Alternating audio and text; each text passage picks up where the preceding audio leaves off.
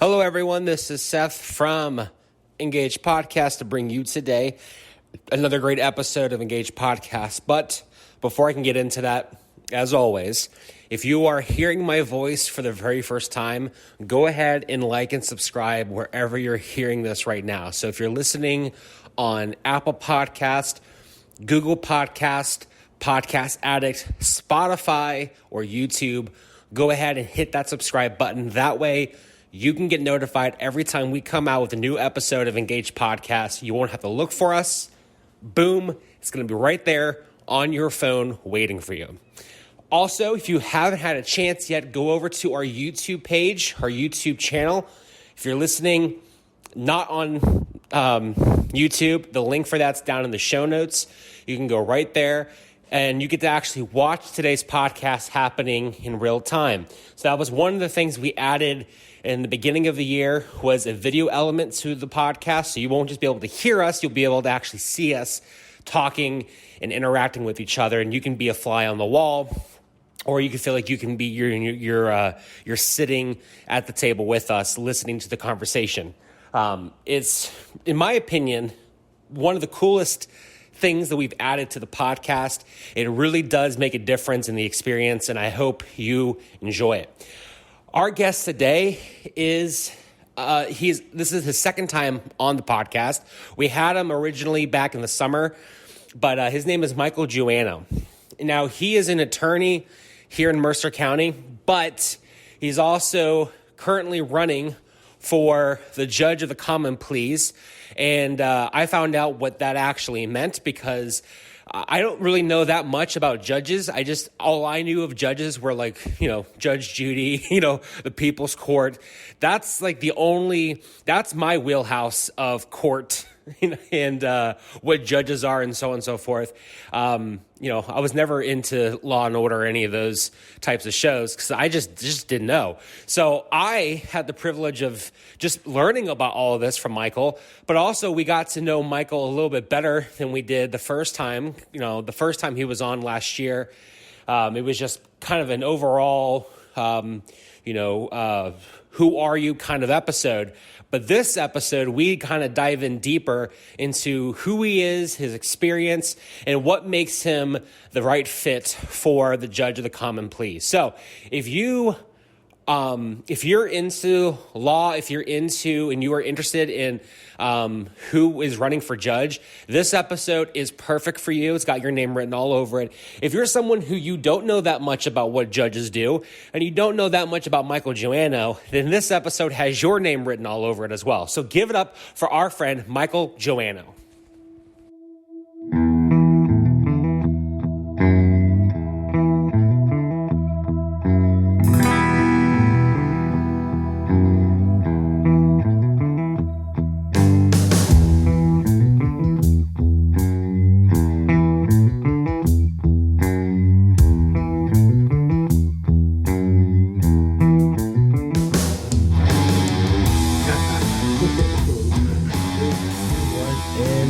Go, good sir. All right, welcome back to Engage Podcast Studios. Here we are sitting at Faith Presbyterian Church. Today I have the pleasure of always sitting with my right-hand man, Seth Walters. Yes, sir. How you doing? Good. All right. And this is the second time Michael Joanow has been on our show. Two. This is two. Now you are being recorded. People can see that handsome, studly face today. The lack of a hairline, I think, is what they're going to see. Yep. So, Michael, grass doesn't grow on a busy highway. That's right. I like that. I've never heard that before. So, you have been practicing law for 32 years. I have. And remind us what inspired you to get into the practice of law. Well, my mom, when my older brother was born, he was designated the doctor, so I was designated the lawyer. I grew up. I like to read. I like to think logically, solve problems. And I was always drawn to the law because it's a way of solving problems. My dad was a draftsman, but he was kind of a self-taught engineer, another way to solve problems. So he wanted me to go to engineering school. So I started there, but once I got there, I realized I think I can better do it in the law, so I changed my major from engineering to pre-law, and I haven't turned back because they both are solving problems. It's just using a little different set of tools. Right. So what are some of the tools that you have to use to solve your problems as an attorney? Well, logic, of course, has to come into play, and you have to be able to understand the dynamic of the party's interests. So to solve a problem, you can't only represent your client's interests. If you don't understand what the other side is trying to get out of it, then you're never going to get them to find the middle ground. And that's really the key, is breaking down the barriers, getting the building blocks to as simple a base as you can get, and then building it back up. And you almost always then can find a resolution. And if you don't understand what the other side's doing, then I don't believe you have a chance of legitimately resolving the claim. So you have to understand the other side's argument as well as you understand your own. And you have to understand why they have that position as well as you understand what your client's motivation is. So in the end, it's kind of merging those two concepts together. And I don't know if you asked this later, but that's what Judge Fernelli, my first boss, taught me when I was a law clerk, and it enforced a lot of what I learned in law school. So I've tried to put that in practice throughout my entire career, and I think I've done okay with it. I see. So there's more than just what's going on in terms of you and your client, right? Maybe people think that when they're first getting into the whole being an attorney, or any kind of negotiation, I guess, right? There's also another whole dynamic of thinking about the other person and what they're going through, what they need, all that good stuff. Maybe not as much as what they need, but what they want, and whether it's something we can give them, and how does it interact with my client's wants. And I got to say this, there's so many different types of law. I'm talking as a litigator. I'm talking as somebody who's dealing in conflict resolution. That's usually, if we can't reach a resolution, we're going to some fact finder, whether it's a jury, whether it's a judge, whether it's administrative law resolution or a hearing referee. We're going to some place where if we can't reach a resolution, somebody's going to reach it for us. Right. There's a lot of other law. In real estate law, you have conflict, but you're not always looking at litigation. There's estate planning administration where you have competing interests amongst a family. You have domestic law where there is a resolution in a court, but you're dealing with so many different dynamics. So there's no one size fits all, I guess I would say. I think I've carved my niche out, but I understand that the others are out there. And there are some commonalities between resolving in what I primarily practice in versus what other attorneys do, but I don't want to give the sense that it's real simple. Sure. Because it's such a dynamic area of professionalism that it can go in many different directions. So what are the qualities that make an excellent attorney? And the cat's out of the bag. You're also going to be running for the Court of Common Pleas here in Mercer County. Yes. So you're going to speak to that element as well. But what are the qualities that you think are absolutely critical for people to have in order to pursue something like this? Persistence. You have to be willing to keep digging to get to the resolution. It's not always going to just appear. You've got to be willing to look for the answer.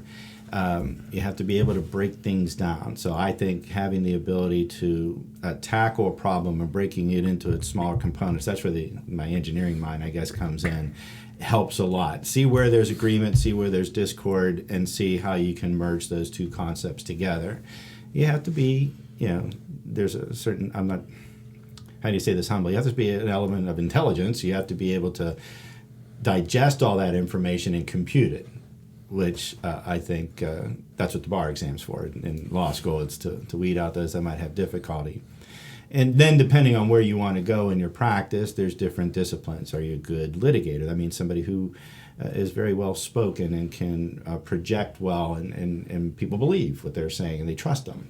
There are good writers that are able to take words that 30 words here and rearrange them and make an argument that would blow your mind.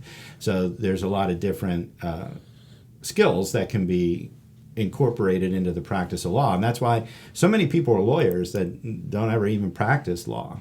I mean, I think Gerardo Rivera is a lawyer, and he's there are several actors, newscasters, sports personalities. Steve Young I was just going to say as that. a lawyer. Yes, that's correct. So yeah, it teaches you again how to think critically, and that can be used anywhere. Yeah. Very cool. So, with you running for judge, well, first of all, for my personal, because I'm wondering, is the Court of Common Pleas, how is that different than just running for? Because I always thought just running for judge was just running for judge. Are there different levels of judges, and what does the Court of Common Pleas mean? Okay, so there are many different levels. The primary level in Pennsylvania would be called a district magistrate. Okay. And the district magistrate is the person that hears mostly small claims. You don't have to be a lawyer to be a district magistrate. There are Brian Arthur in Greenville, who was a police chief. There was Ron Antos in Hermitage, who was a police chief, that went on to become lawyers or district magistrates. Okay. They have a certain level of jurisdiction, and above them would be the Court of Common Pleas. That's the trial court. In New York, they call it the Supreme Court. Oh, okay. All right. So that is the court where you will litigate the case. That's where the jury is. Oh, Then okay. above that, you have the appellate courts. And in Pennsylvania, there are two appellate courts. There's the Commonwealth Court that hears cases that get appealed from that trial level and from administrative courts up to what would be akin to the Superior Court. It's the next level. And then above all of them is the Supreme Court. And then you add to that, you have administrative law courts such as workers' compensation, where they're handling a very specific area of the law. Social Security Disability is a federal administrative law court. In federal court, you have district magistrates, and they work up from there. So there's a lot of different types of judges. Okay. I don't know why. I've just never heard the phrase, the Court of the Common, was it pleas? Yeah, I've never heard of that term. There's a restaurant down in Pittsburgh, the Common Plea, that's right in the area of the. Well, I don't know if it's still there or not. I had dinner there a few times. Pretty good. The lawyers used to go there, but it's a fairly common term. But that's the primary court of jurisdiction in the Commonwealth of Pennsylvania, where you hear your cases. Okay, interesting. So, what made you look at that and say, "I want to do that"? I alluded to it earlier. My first job coming up was with Judge Fernelli. Okay. I was a law clerk. But even before that, when I was in law school, I did a lot of moot court trial competitions, appellate advocacy competitions. That was my passion. And I got awarded the Order of Barristers, a national order for doing that, because my teams actually advanced. I went to Philadelphia, I went to Detroit. I got to travel a bit for it. Cool. So it gave me a feel for what it's like to be involved in the case and litigating it. And then when I went and became a clerk, the first thing I saw was how to look at it from both sides. So if there was an argument that was being presented to the court for resolution, not the case, but just an issue, they would present it to the court. The judge would then have them brief it. So I would get both sides briefs. I would review their research, do my own, and then reconcile the two and help the judge come up with a solution. That was, of course, the judge's solution. And I really got a feel for that. And then I got to see all the different things that were done in the courtroom, and I really enjoyed that. So I knew I wanted to be a litigator, and I knew at some point I hoped that I felt I would get to the point where I felt I could do the job. Okay. And that's where I think I am. My belief is that attorneys that have a lot of experience are supposed to kind of, I don't want to say give back, but take that experience to the court and use it towards the end of their career, which is kind of where I am. And it's a good way to take that experience and put it to use, practical use for the county. Very cool. So I would say I imagine in that job, both as an attorney and also as a judge, you deal with a lot of difficult people, right?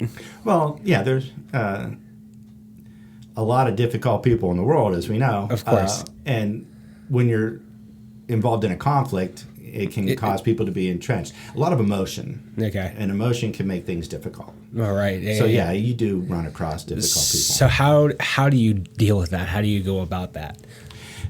The first thing you try to do is bring them back on point. Okay. If they can't see what the real issue is, losing the forest for the trees, then they're never going to get a resolution. And so you try to bring them back. And there's going to be a lot of conversation and a lot of demonstration. So I'll take the evidence and say, well, here, look, you're telling me X occurred, but if it's a medical issue, your doctor says Y occurred. So now we have to reconcile you saying it was X, your doctor saying it's Y, and how do you come to that resolution? Well, we look at all around it, and maybe you have to realize that X isn't a position you can hold steadfastly to, that it has to be somewhere between. And you hope that you can lead your client to make a decision. I don't tell my clients what to do. I create options, and I think that's the best way to get to a resolution. I tell them, look, my job isn't here to solve your problem. My job is to give you options, and then you can pick what's going to be the best way to solve your problem for you. Hopefully you just pick the one that's highlighted, circled, exclamation point, arrows being pointed at it. Go with that option. Right? Yeah, I mean, so is difficult happened in the past? Yes. And can people change their position on you in midstream? I had one person say, I just want to get my medical bills paid. I'm like, okay. We took a case, very difficult. And when it came time to submit a demand, they asked me to submit demand for $999,999.99. And said, see, I kept it under $1 million. When we got to that point, then let's go to trial. And that's what we did. So do you find that with that being a part of your job and you developing those skills, do you find that being a huge benefit to you in your personal life, learning how to deal with difficult people and learning how to get people back on point, like whether it be people just in your everyday life? What I like to say is, a lawyer is not what I do, it's who I am. So I believe that's who I am as a person. I'm kind of that guy that tries to find the middle ground. I'm passionate about many things. That doesn't mean you can't have passion, but at the same time, I feel that we're all better if we get along. And just ask my family. They are exposed to it on a daily basis. But I think it's more who I am as much as what I do. Cool. So do I take it to my personal life? I think I take my personal life to the business. Right. It's who you are. It's the fabric of who you are as a person. I believe so. So with that in mind, I remember back in undergrad and even in seminary, one of the themes that our professors would always harp on is this idea of calling, which it seems like this is a calling for you. It's like you didn't choose it, it chose you. And they would always talk about the pastoral ministry kind of being the same thing. And one of the things they would always say is, look for confirmation in other trusted people. So if you're out there, leading a Bible study and nobody's showing up, there's a reason. Or if you're leading a Bible study and people are showing up, there's a reason. You can see confirmation through other people. And to all the names, I've got a group of dedicated people that have just been supportive of me all the way through. They're, helping me get signatures. They're putting signs up, cooking pasta dinners. They're out there reaching out to people on social media. They're doing so much work, meeting with me and helping me coordinate efforts on where to be and who to speak with and what to talk about. So I have had quite a few people that are supporting me, and it's very humbling. And there's no doubt about it. It's very humbling. And I feel pretty blessed, I won't lie. Sure. Does that mean I'm going to win? Absolutely not. The voters are the ones that will decide, and there's two other candidates out there that are doing the same thing I am, trying very hard to impress the voters that they're the best candidates, and that's what I'm going to be doing, is my best effort to convince the jury. Judge Reed is the one who said this. You're a litigating attorney, treat the election as if it's a trial. You're representing yourself, even though they say only a fool represents himself, but treat the electorate as the jury. Present your case. Let the jury decide who they should select. And that was pretty wise advice by John Reed. Sure. So you have a couple folks you're running against. One of the things we don't want to do is sling mud, clearly. Never will. But what would you say different? What is different about Michael Joanow than the other two? For those listening right now who may not know all the candidates, what is it that distinguishes you versus opposing them? Well, and that's the way I try to present it. Look, I'm here to tell you about me. I've got 32 years experience. I've handled every kind of case that will come before the court. And I have a pretty good feel of what it is involved in the mechanics of the law. I've done my practice, as I said earlier, as a problem-solving, conflict resolution practice. And I think that skill is what a judge needs most. Having said that, I've also gone to the next length and gone to trial. So I know I'm in a position where I can make a decision when a decision needs to be made. A lot of what a judge faces is criminal law. And that was one of the questions I had, whether I can do that. And I have no problem with that, because when the law needs to be applied, I have no fear in doing that. The courts have a lot of tools now to deal with drug offenses, repeat offenders, things of that nature. And I feel, having gone through that process as a litigator and also having dealt with it as a law clerk, has put me in a unique position to be able to resolve it on the bench. So my experience, I think, is a very important part of it. There's people out there who believe in me, who know the job. I think that's also an important part of it. And I've been very active in my community, and that's gotten me out there and gotten me to understand and know a lot of the people that I would be representing. The one thing I learned in the last campaign is I thought I knew a lot, and I realized there's so much more to learn. So in terms of campaigning? Not in campaigning, in terms of who I would be representing. You know, you think you understand your community, and then you go out there and dig deeper, and you realize there's so many more layers and facets to the people that are out there and issues that are facing them.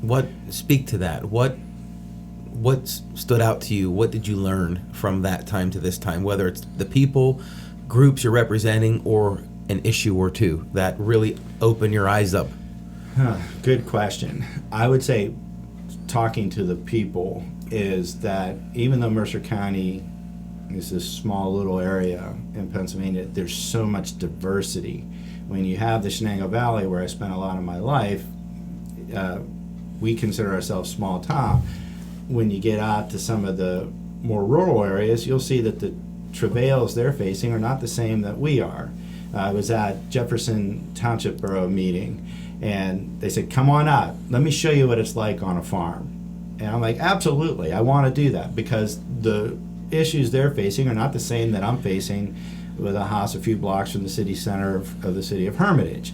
And that's what I'm talking about. There's a diversity in life, there's a diversity in the way people seem to approach society, whether it's religion, whether it's politics. You know, I can't get into politics, and you always want to avoid religion. Everybody has their faith, and I think that that's personal and important. But that's what I'm talking about. So Judge Dobson made a really good recommendation. He said, draw a line from Wilmington Township to Jamestown. That's the spine of Mercer County. That goes right through the heart of Mercer County. He goes, make an effort to get to know those people. So I've been going to the board meetings, the borough meetings, and I'm continuing to do that. But I took his line, I took a ruler, and I made it wider. And I figured, let's try to cast that net as wide as we can. And, you know, Grove City is such an important part of the county. I was at the Grove City Borough meeting last night. I'm trying to get to as many as I can. There's only so much time, and they all meet on the same days, but that was really good advice. Get to know the people who are running the communities and help to learn about them. What we're missing in this campaign because of the coronavirus are the pancake and pasta meals. I called it the pancake and pasta trail last time, where you're going to every pancake breakfast and every spaghetti dinner, and you're meeting the people at the Lions Club, at the VFW, at the church hall. And I really enjoyed that part of the campaigning, and that's been taken away from us. So I'm trying to find other ways that I can continue to get out there and get to meet the people, and it's eye-opening. It expands. I take into every day the mantra that you can learn something new every day. And you never know where you're going to learn it from. You can't be so pompous and arrogant to think that you know it all. You've got to be receptive to learn from others. So that's what I'm trying to do. I remember reading a book by Tom Peters called Excellence in Leadership. I think it came out in the mid-'80s, and it's a pretty thick book, but there was really one principle that leapt off the page at me, and then I come to find out later that it made the book had made a huge impact on the leadership and managing kind of theories. And he came up with something called MBWA, which means manage by walking around. Or if you want to say LBWA, lead by walking around, same idea. And that is that there's nothing that's going to be able to replace you getting out of this cubicle, your office, and being with people, rubbing shoulders with people, listening to people. In fact, it's all these things are amazing because they're all biblical. We'll discover these things in a secular world, but it works because God wrote it, He wove it into the fabric of who we are. And that's one of the things that, when I read the Bible, you always see Jesus with people. He was never hiding. I mean, he did occasionally distance himself to pray and things like that, but the point is that he was always rubbing shoulders with people. He was near them and heard their stories. And it seems like that's one of the, the marks that you've learned and are out there doing. And I think that's really important because there's nothing that could replace that, being with the people, hearing them. Just the difference between last time and this time, you sharing, I've learned new things, new issues, new problems facing folks. I've also heard more stories from people. That to me can't be accomplished sitting in a room. No, and you get to meet the people, and you realize how wonderful they are. And following up on Jesus real quick, you also got to go to the children too, and that's one of the things when you ask what I feel makes me a good candidate. I've spent a lot of time coaching and leading youth, and children are extremely bright, and they say the darndest things, but a lot of those darndest things are full of wisdom. So that's one of the other things I think I made myself receptive to listen to everybody, and I'm willing to listen. I'm doing a lot of talking right now, but I like to listen too, and you learn more by listening than talking. Yeah. I mean, one of the things I always think about is the fact that, I think in our American modern culture, we always get the like levels of influence all mixed up. We tend to always think that people who are in, whether they're politicians or people who have lots of influence and a lot of power and a lot of money, it's their job to change the culture. It's their job to change society. It's their job to change. But I mean, looking at the Bible, and even if you look throughout history, anytime a nation has ever been changed, it was never by the people who were on the top. It was always by the people who were on the bottom. And that's why Jesus, I mean, it's one of those things that I never realized until someone said it in a sermon, which was Jesus, if going to Capitol Hill was the solution to everything, then Jesus would have gone to Rome. But he never stepped foot in Rome. He never spoke to Caesar. Who did he spend most of his time with? He spent his time talking to everyday people. And he was helping to improve their life by healing them, by loving them, by taking care of them, by listening to them too. And it's just, it's such a simple thing. And I'm thinking back to when Chris Fry, Mayor Chris Fry was in here, and he was talking about how his campaign was very basic. He just went and just knocked on doors and just talked to people. And like it was like, I think he even said in that interview how it's such an easy thing, but for whatever reason, we tend to forget that that's the most important thing, and it's the most classic way to really influence people and hear people. Yeah. People don't care how much you know until they know how much you care. Yeah, I think that's a good analogy. Yeah, so knocking on doors, something we want to do, but it's going to be difficult in the age of Corona. Of course. Yeah, and the weather outside. You put your ice skates on and just go from door to door. Yeah, it's not easy to do in February and March. No. So let's think a little bit more about people have to inspire you at certain points. And you've brought up Judge Fernelli, not just today, but the last time you were here. And sure. You're not the only guest that has brought him up. We have had the privilege of having Jeff Lynn on our show a couple of times as well. And he brought up and said, you need to get him on the show. He is just an amazing person, amazing mind. The world needs to hear from him. So that has really escalated our interest on having him here, because you're hearing all these people share about him, but you've had the honor of sitting under him. What did he teach you? What did you learn? How did he inspire and influence you? Well, he's a very good critical thinker. And I think that's one of the things that I learned most from him was you have to really dice the issues down and break them down. And he's very faithful. So he's strong in his faith, and that was another thing that drew me to him as well. But I don't want to minimize the other influences. Just looking at the two other judges, John Reed was one of my mentors in the first job that I had outside of the clerkship at Robin Moore Goldstone and Valentino, and his demeanor, his way of communicating was par excellence. You know, he had what they call the judicial demeanor, and I learned that from him. And Judge Dobson, when I was a law clerk, he was doing work for the court in various places, and we used to sit at the table and dissect cases together, and I learned from him, you know, the delving into it. So there's not just one influence that I've had from a legal perspective. I think at least three of those, and there's many others. I'm sure I'm doing a disservice to a lot of people.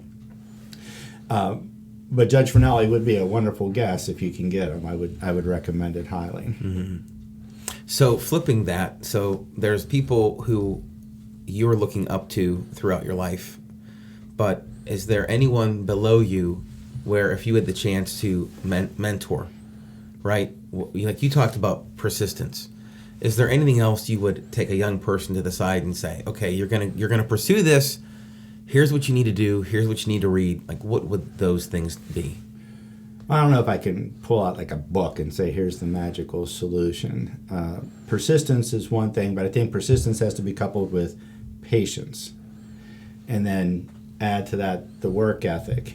So I think you have to start adding layer upon layer. So you start building up the individual skills. Patience, I think, is maybe the most important of all, because you're going to fail. It's given. You're going to fail. You have to learn from those failures, figure out why you failed, make sure you don't make the same mistake twice, and then start building upon that failure. That's where the persistence, I think, kind of comes in. So I think generally speaking, I want people to be patient in their approach, persistent in their application, and critical in their thinking. Oh, I needed one more P from you. You know, every pastor likes these cute little packages, you know? Then I could have stood up there on a Sunday morning and said, all right, here we go. Going forward in 2021. I'll give you and perspiration to get it done. Perspiration. There you go. I like it. So Seth, do you remember the last time Michael was here? He was talking about softball, and he had a really great quote. We have no joke. I think we have quoted you in every episode we've done since we bring it up a lot. Which was, I don't know if do you remember the quote about? I remember talking about it. I remember the girl saying it to me. I don't know how exactly I said it here, so why don't you kick it back to me? You're the one who quotes it the most. I think you've even quoted it a few times in a sermon or two. Really? Yeah. I didn't give him credit. People were like, whoa, that's really... Then they start thinking after, wait, he's never coached a day in his life. What's he talking about? So we were talking about the nature of overcoming striking out. I think we use this quote, which is on the wall. I don't know if they can see that. It's a smooth sea never made a skilled sailor. This is a very popular quote. It makes total sense out there. You're going to go through tough times. And we were talking about coaching, and there was a girl, I believe, that was getting up, striking out, getting up, striking out. And you had gave her some really great advice, or she had given you advice in the lines of, every next at bat is another opportunity. Correct. Was that right? Yeah, I can remember the girl batting, and I remember the girl asking me the question, and she had a bad swing and twirled around. And I said, the next opportunity, take advantage of. You're going to get another opportunity the next time. I can't remember the exact words I used when I was here, but that was what the concept was. Every pitch is another opportunity. Right. And the next pitch, she lined a double into the left center field outfield, and that's when the other girl said, "Coach, that was really." It is. It's great because I said it right before she had the hit. But I believe that, and I tell, like for example, if they make an error, I say the next play is the most important play. You can't dwell on past mistakes. You have to learn from them, but you can't dwell on them. You have to take that and move to the next level. And if you don't see that every minute of every day is another opportunity, then you're missing all those wonderful opportunities. Yeah. It's an opportunity to begin again, but better. And what I like about this conversation is you've proven that. From the first time to this time, it's another opportunity for you to say, what can I have done better? How can I tweak along the way? So I have to ask this next question. I don't know, when we were talking beforehand that maybe some questions are off limits, and that's fine. I don't have that knowledge, and Seth doesn't have that knowledge. Yeah. But totally. Speaking of tweaking things, if you were elected, what is something that you think the court system needs in terms of some tweaks that there's some lacking in? It's hard to say that there's lacking. It's such a complex machine that, like the little Dutch boy, am I allowed to say that? When you plug the hole in the dike and another leak springs out, the old fable. So you have to look at it comprehensively. Do I see things that I think I can contribute? I bring in a strong civil litigation background, and I think that would be welcome to the court, given the current makeup. And I can learn from the criminal aspect of it, and I see that they're starting to make some changes. For example, coronavirus forced some changes, but the first Tuesday of every month is the call of the list. You bring all the criminal defendants there, and it's very unwieldy. And I always thought that was something that needed to be changed. And with the last election, they've already started doing that. But part of it was also being forced by necessity, which is the mother of invention. And they're adjusting the way the court handles the volume of criminal cases that come in front of them. Since then, there's been new tools that have been added to the court, veterans court, drug court. There's now a rehabilitation program for inmates at the state correctional facility. I see the ability to do that. I've done it with my clients that I've represented, and I see opportunities to do that again, because I had one question in one of the meetings I went to, well, what would you do with drug offenses? And I said, well, I would use the tools that are in front of us. We want to stop the person who's using the drugs from using them, because that's what's causing them to repeat crimes over and over again, on a large percentage of it. So I see that there's tools being developed that need to be incorporated into the court, and I feel that I have the ability to do that, to use all the tools out there, and that's what I think I bring to the table. Can I tell you that the courts are doing something wrong right now? No, I can't say that. Do I think I can help improve the function? I think the answer is yes. All right, so next question. And again, this is so my whole, like, the wheelhouse of my knowledge of the judges is just very minimal. Okay, so I'm enjoying this because I'm just learning a lot about what judges do, what attorneys do, because that's just not my, like I said, that's just not in my actual wheelhouse. But so why should voters support you rather than your opponents? And again, we've kind of alluded to this already about what you bring differently to the table, but with your personality and things that you've learned in your experience with being an attorney, what makes you stand out? Well, I hate to sound like a broken record, but you have to go back to the experiences that I bring to the table. And when I use the phrase experience, I'm incorporating a number of different things.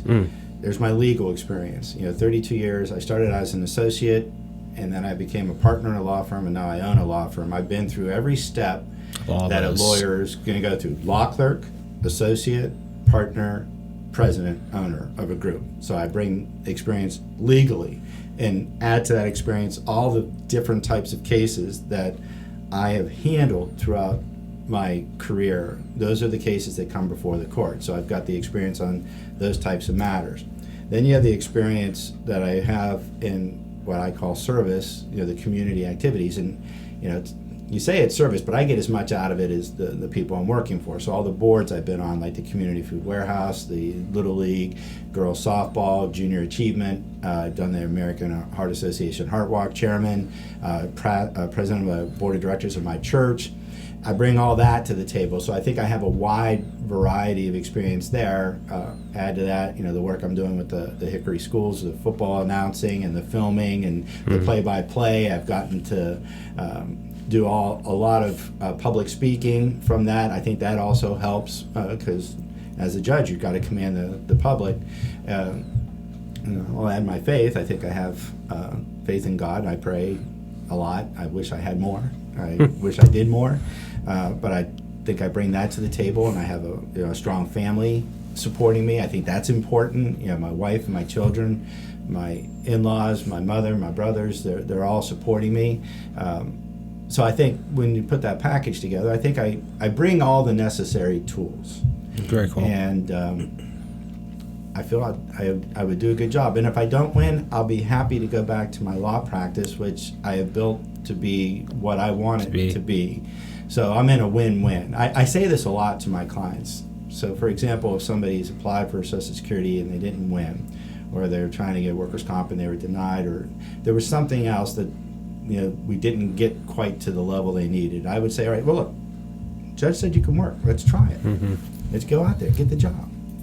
If you get the job and you get the income and you get the self-confidence that comes from the job, that's a win. Yeah.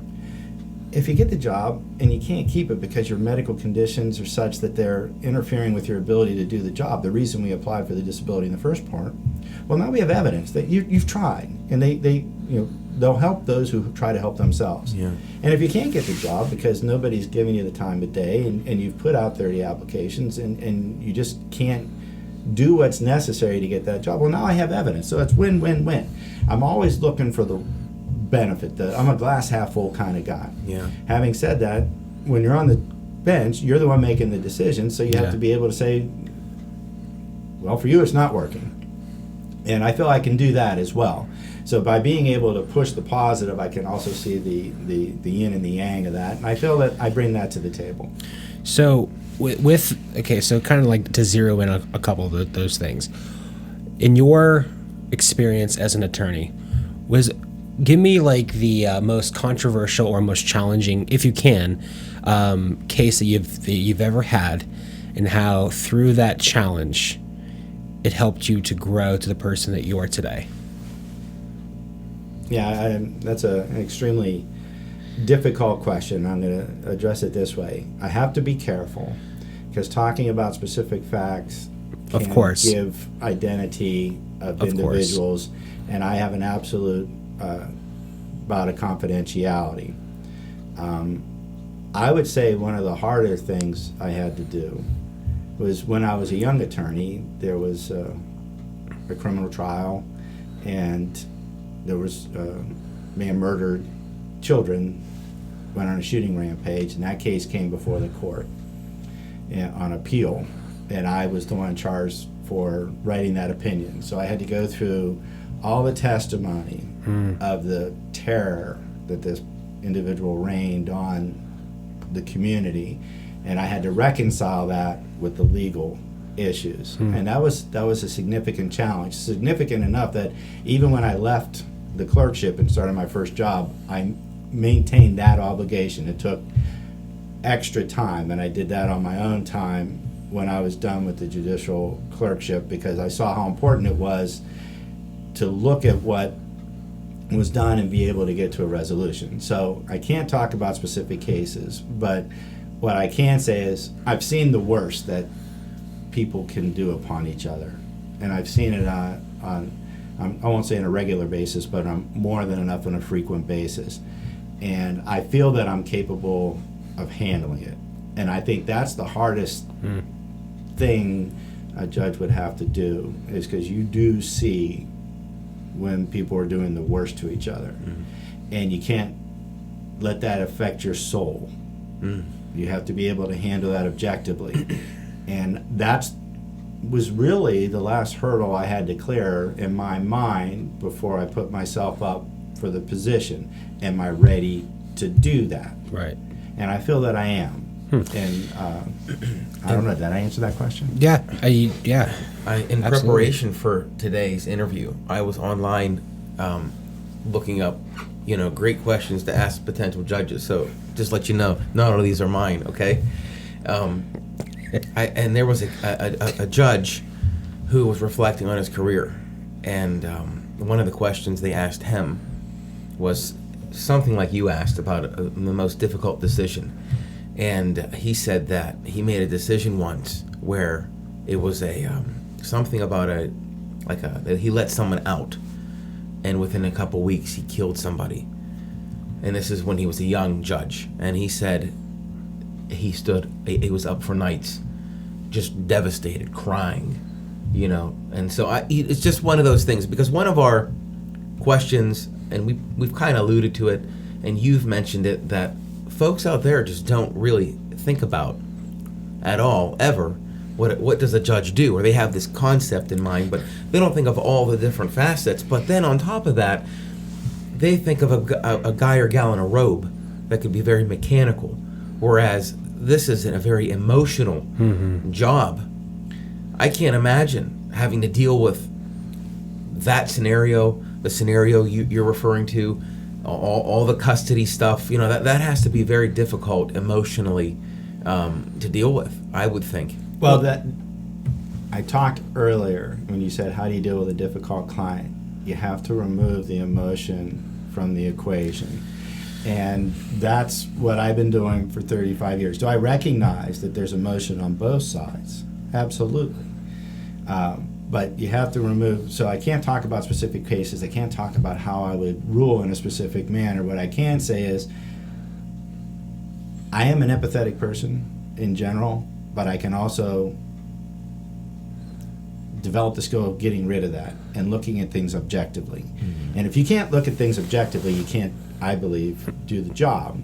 So just on a general basis, I think that is critical, and I had to feel comfortable that I could get to that point. I mean, when you see horrific things on TV, I would look at it saying, would I be able to deal with that if it came in front of me? That's kind of what I've been putting myself through and getting prepared to whether I was going to run for the position again.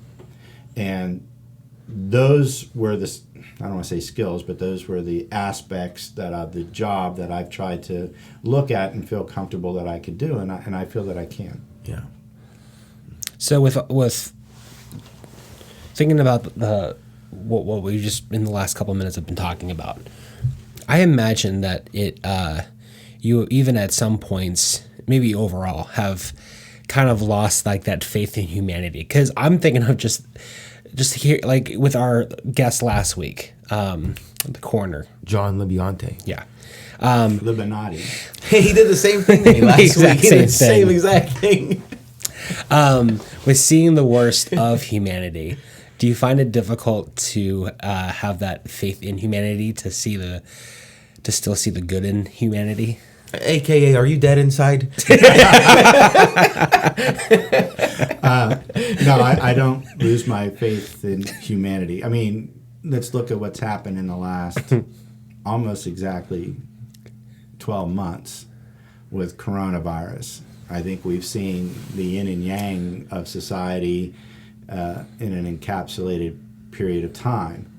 And have I lost faith that there are good humans out there that want to provide for others? All you got to do is look at the nurses, look at the truck drivers, look at the people stocking the grocery shelves, look at the doctors, and you have to say, no, humanity's there. Are there those that have challenged us? Well, yeah. I mean, look at people being locked up and not being able to get out, and it's created issues of its own. So God created this world. Good and evil exist. Yeah, it's going to be there. Right. You can't be afraid of it. You just got to be ready to deal with it when it's your turn. And so, no, my faith in humanity has not been shaken. That's good. Yeah, that is good. So. Yeah, exactly. I think with the media, I think is a huge part to play, and for the fact that it just gives those people who, I'm going to say are the troublemakers in society. I think it gives them more of time of day where it's constantly in your face, like you're seeing it. Like I'm thinking of like on Facebook, on Instagram, the people who and also thinking specifically of the coronavirus too. I remember just thinking to myself, a couple months into the coronavirus lockdown, which was like people are just being just so ugly towards each other, and then I had to stop and think, well, is this really everyone like outside of their home, outside of the internet, because people can be totally different on the internet than they are in real life. I mean, I knew from working at Dunkin' Donuts that people were always different to you face to face than they were over the headset or through the drive-through or even over the phone. So just I can even just simply say, just from my point of view too, that I think the internet has a lot to play in how just the different levels of how people treat each other. So, but that's good that you still have kept that. Yeah, I mean, there's always going to be challenges. Always. You can't be afraid of a challenge, and that's what I've tried to especially tell like my children or the kids that I coach or my clients. There's always going to be a challenge, and you can either cower and run away for it, or you can take it on. Are you going to always beat them? No, but you're going to give it your best, and as long as you give it your best, you're fine. Right. So we can't be afraid of a challenge. I feel like you've given that speech right there thousands of times. Like, I can see you standing over your kids. You're coaching your kids at home. When they listen to this, they're going to go, oh, yeah, I've heard that before. I've heard that before. Well, It's a good one. It's just a way of life. If you are always looking behind you, you're never going to see what's ahead of you. So, and if you back away from every challenge, you're never going to advance. Yeah. You've got to be able, again, to pull the positives out of whatever situation you're in, good, bad, or indifferent. And you need to be able to find a way to move beyond it. They say time heals all wounds. There's a lot of challenges that people face. Over time, you realize when you get past it and you maybe take a glimpse back, it maybe wasn't as big a mountain as you thought. Mm-hmm. But when you're standing at the base of it, it looks like it's insurmountable. Yeah. So I don't shy away from a challenge. And I don't know what that makes me, but maybe I'm a fool. Maybe I'm Don Quixote. I don't know. But maybe you're a Greek Spartan. There you go. But I don't shy away from a challenge. And win, lose, or draw, I'm going to always give my best effort. I am a very competitive person, and you can take that to the bank. When I do something, I'm doing it to be the best that I can be at it. And I've got a pretty good challenge in front of me right now with a campaign, and it's going to be interesting. And the challenges are so varied, I can't even tell you what they are. Mm-hmm. Well, we wish you the absolute best of luck. And we thank you for coming to the podcast studios for round 2. Yeah, thanks for having me back. I appreciate it. Absolutely. It's our pleasure. Yeah, it was great. And I'm trying to I would love to find out what tidbit from this episode we're going to be quoting for the next I know for the next year. The one about looking back over your shoulder. If you keep looking back, you can't look forward. I love that. You can't see forward when you're looking backwards. That's absolutely listen true. to the great theologian, Michael Joanow. Theologian's a good song by Wilco. Like music. Well, thank you so much for your time. This is Anthony Claditis, pastor here at Faith, sitting with Seth Walters at Engage Podcast Studios. If you have not done so already, please like and subscribe. You will get all this awesome content every week. And if you live in the community, look out for Michael Joanow. Wish him the best.